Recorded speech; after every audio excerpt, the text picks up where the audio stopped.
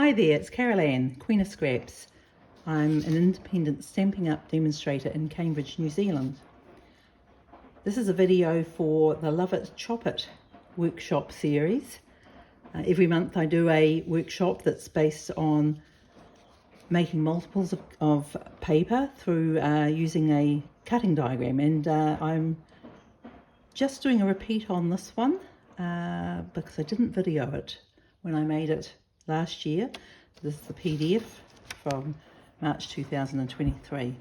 So when you come to a class, you'll make between 6 and 12 cards usually in the 2.5 hour workshop, and you will get a PDF with instructions. And since partway through last year, I've also been doing a cutting video and an assembly video, so it's a great resource. You can use this with any papers. So today I'm using my Blast from the Past paper that I'll be using in tomorrow night's Facebook Live, but these are the ones I made, or some of the ones I made last year, and it's a design. You can see there's some variations. This one I've put some gold in there behind the ripped pieces, and this one's a ripped top and bottom. So these are all variations you can do too, but I'll give you some of those ideas as we go along. Okay, so I'll put that there so you can you see it? Yes, you can see it. There we go, just see it. So this is a design that was inspired by Jacquie Williams, very similar to her measurements, but I did change it to metric. Quite simple to transfer to metric, and you're going to get 6 cards from one sheet of double-sided DSP. Just check that your DSP is going to look good on both sides. Sometimes things coordinate really well together, and sometimes they don't look so great. So just bear that in mind when you're planning your card. So first of all, I'm going to quickly go over cutting your card bases, and this is part of my basic instructions, I guess, for Love It, Chop It, and you will get that when you come to your first class. It's also going to be available on my website. Oops, nearly cut that, and I don't want to cut it, I want to score it. So this is an A4 piece of card, and I'm just going to score it at 10.5 centimetres, and then I'm going to flip it around and cut it at 14.8. And that's going to give us 2 card bases. And that's pretty straightforward. You just need to get your bone folder and give them a bit of a burnish. So I'm just going to be making 6. I think that's might need a bit of a clean.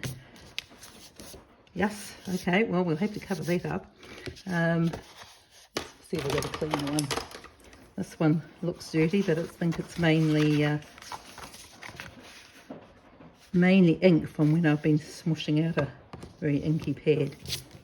Okay, that's better.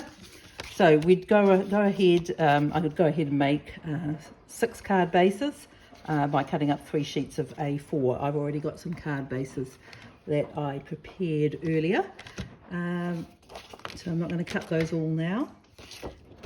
And I am going to cut, I should cut the mats too. I was going to show you the mats. Now the mats are very simple. This is how I cut my inserts as well. Usually this is the measurement I use as a standard measurement. So I just again get my cardstock, my coordinating cardstock, or if I'm using it for an insert, I'll you can't quite see what I'm doing there. If I'm using it for an insert, I will. What am I looking for? I'm looking at 10, aren't I? I can't talk and do it at the same time. There we go. I'll catch myself up. Yes, so if you're using it for an insert, I usually am using the basic white or the very vanilla. And with this paper, because we're going to see a little bit of the white showing there, I'm going to probably just be using Whisper White. So these ones, once I've cut it down at that 10 centimetre mark, we're going to trim it at 14.3. So 14.3, and you can see that from each sheet of cardstock you're going to get 4.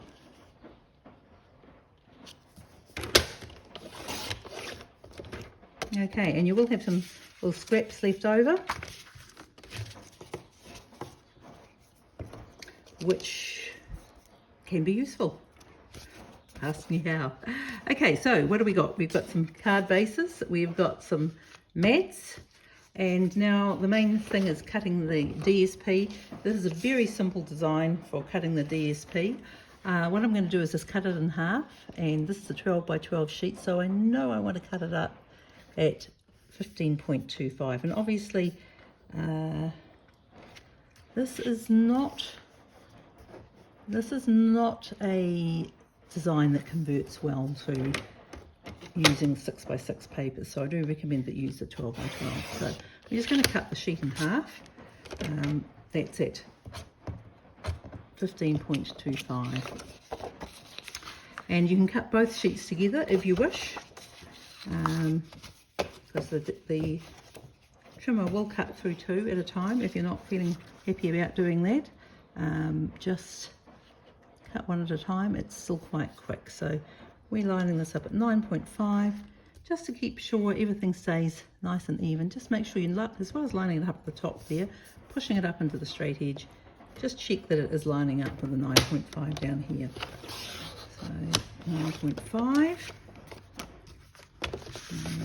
slide that along and do another 9.5.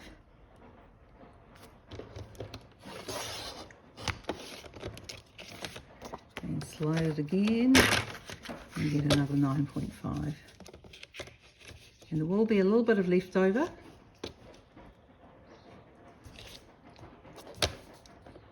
And this is something that I often will use for decorating the inside of the card. As you can see, I've done with this one here. This one here, it's a great way to use up all your scraps and keep the front and back of the card, front and inside of the card looking coordinated. Right, but I'll put them aside for the moment. And I'm just going to assemble one here. That's as long as you've got your inserts already pre-cut. I usually have, I've got a little case that I use for my blank inserts, and I have white and vanilla in there, ready to go. And yep, so here we go. We're going to have one base, and we're going to have one mat. We're going to have one piece of DSP. Stuck together. And so, as I said, you know, this is called rip and flip, and ripping is pretty simple, although some people feel really intimidated by it. Just keep your fingers close together if you want to, of your left and right hand, if you want to control the tear. So if you want to, you know, sort of control which way the tear is going, you can just keep your fingers close together like that. And as you'll see, you know, we know this, we've cut this in half, it's going to be too big, but that gives us a chance to have some overlap here.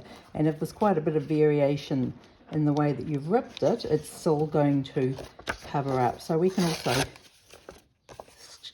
tear it a little bit more roughly. You tend to get a wider edge there when you do that. If you don't like having that white accent bit, just turn the piece over and you'll get an edge that doesn't have the white core showing.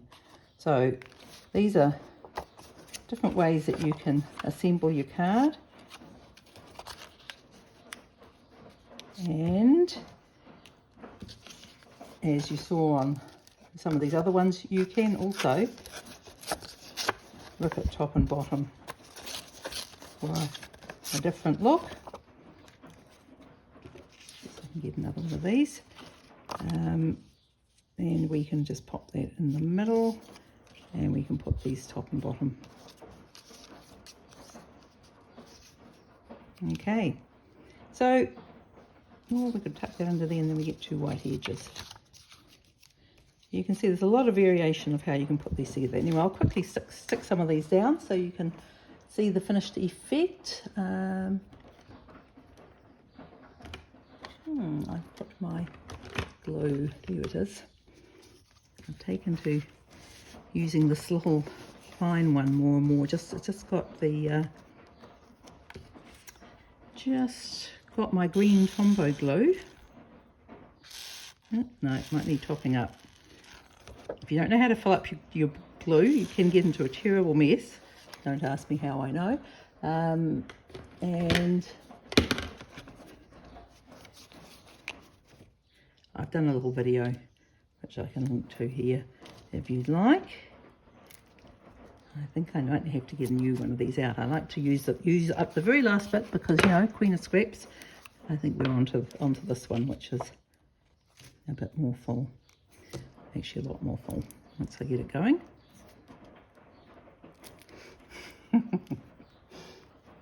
Okay, you know you can always fast forward through these boring bits. That's what I would do. Okay, I've just got a little pokey tool to get this going again when it gets a little blocked up. Okay, that should be, yep, it's going to come out nicely now.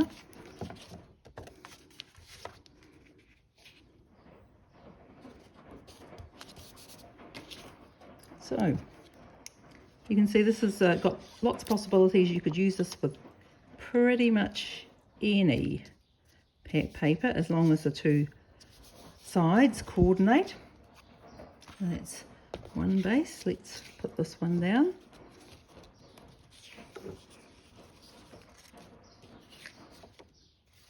I think I'm going to put this one down first. I'm worried I'm going to, and I'll put the glue up there so I can slip the other one under, which is what I'm wanting to do. Just line that up there. And just slide that under there. Teensy bit. Make sure it's lining up nicely. Oops, needs to come over a tiny bit. Oh, I'm just about off screen there. Sorry about my moshing that's happening in the background. But, you know, real life intervenes. Let's see if we can tuck this under here as well. Stick that down too much, and we just want that little even margin there. Okay, so there'll be another base, and this one here, which is pretty much the same as my sample one here.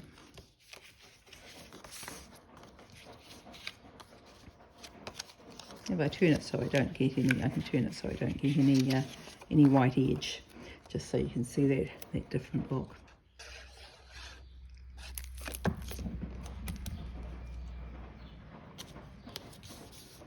Now you can see it's super easy to get this pot together, and I quite often will have a batch of sentiments that I've already punched out or die cut or just done on strips, and they'll be very easy to finish these off. This is the beauty of letting the paper do the work and not being afraid to just chop into your papers and actually use them up. Okay, so I've just got the inside to do. Shall I do the inside? Maybe I can. You can see this is a way of using up a strip like this. I can pop this on the, I know it's going to be the same size as my little insert that's already pre-cut. So I just need to trim this down the same width. We know that is 10 centimetres exactly. So I'm just going to, I'm off camera here, but you can see I'm just going to trim a little bit of that up. And this just ties your inside and outside together, and it ensures you don't have any leftovers at all at the end, which is something I'm quite a fan of.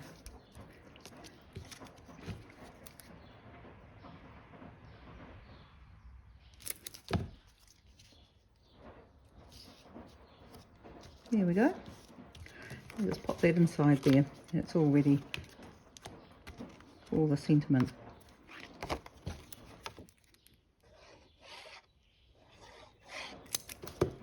Right, thanks for joining in with me, and I hope you'll be able to come to another Love a Chop It workshop in person. I have the classes each month on the third Saturday of the month, 2 till 4:30 p.m. in the afternoon, and it's a great way of getting a batch of cards together. There we go, and I guess there's nothing left to say but enjoy your day. Bye.